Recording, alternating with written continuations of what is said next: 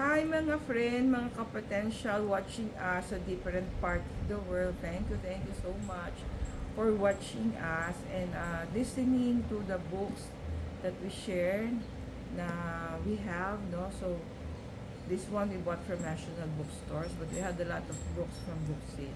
So, yung last success principle natin from this book by Sir Jack Canfield is empower yourself by empowering others. So, friend, no, sabi nga, this one, when Kat and Ting comes here, no, sa kanila ko, ita-turn over or isi-share into ang books. Empowering yourself by empowering others is sharing yung the knowledge or the principles that we learn here.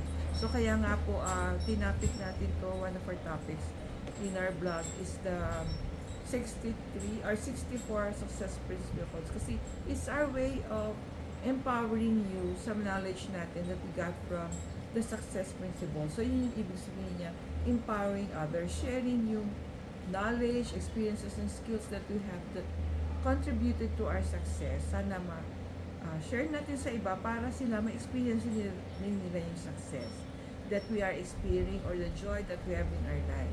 Ayan. So, yan. Share natin ito. So, meron din siyang sa you can also find yung www.thesuccessprinciples.com. There's you can download the pre-study guide dun sa 64 success principle ni Sir Jack Canfield. So, kasi di ba siya yung famous author of the Chicken Soup for the Soul. Ayan. Thank you for watching us for the past years na we are sharing with you his success principle. Sana ma-apply nyo and use it in your personal life.